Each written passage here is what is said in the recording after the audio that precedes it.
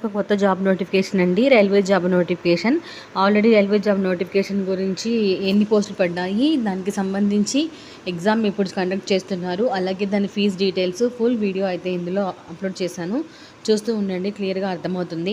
ఇందులోకి వెళ్తే డిగ్రీ అర్హతతో రైల్వే జోన్లలో సెక్షన్ కంట్రోలర్ ఉద్యోగాల భర్తీకి అర్హులైనటువంటి అభ్యర్థుల నుంచి దరఖాస్తులు అయితే ఆర్ఆర్బీ నోటిఫికేషన్ ద్వారా అయితే విడుదల చేసిందండి, దరఖాస్తులను కోరుతూ.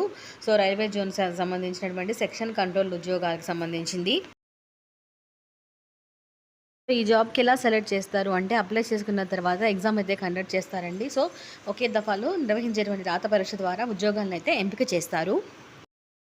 నోటిఫికేషన్ విడుదల చేయడం ద్వారా మనకి ఎన్ని పోస్టులు విడుదలయ్యాయి అంటే, మొత్తం 368 పోస్టులకు అయితే భర్తీ చేయనున్నారు.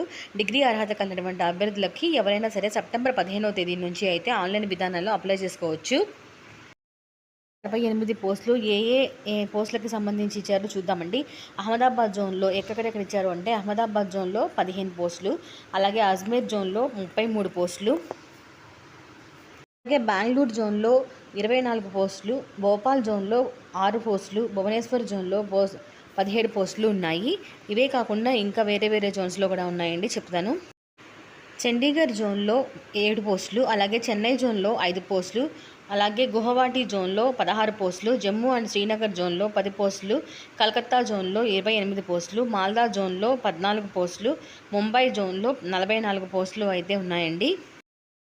మరికొన్ని ముజఫర్పూర్ జోన్లో 21 పోస్టులు, అలాగే పాట్నా జోన్లో 5 పోస్టులు, ప్రయాగ్రాజ్ జోన్లో 23 పోస్టులు, రాంచీ జోన్లో 15 పోస్టులు, సికింద్రాబాద్ జోన్లో 25 పోస్టులు, సిలిగురి జోన్లో 5 పోస్టులు, అలాగే గోరఖ్పూర్ జోన్లో 9 పోస్టులు, తిరువనంతపురం జోన్లో అయితే 19 పోస్టులు ఉన్నాయి.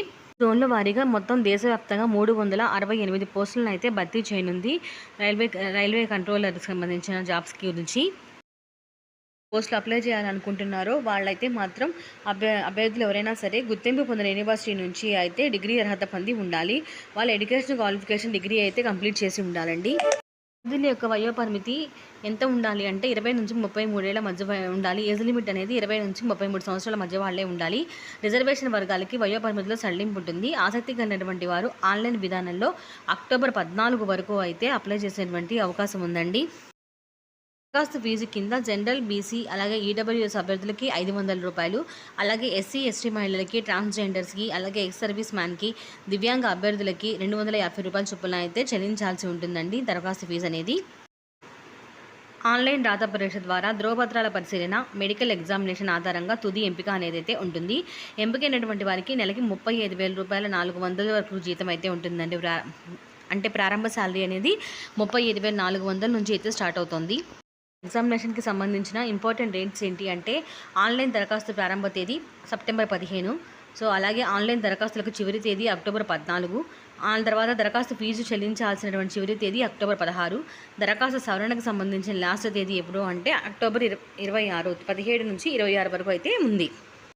వీడియో ఎవరికైనా యూజ్ అవుతుంది, లైక్ చేయండి, షేర్ చేయండి, సపోర్ట్ చేయండి.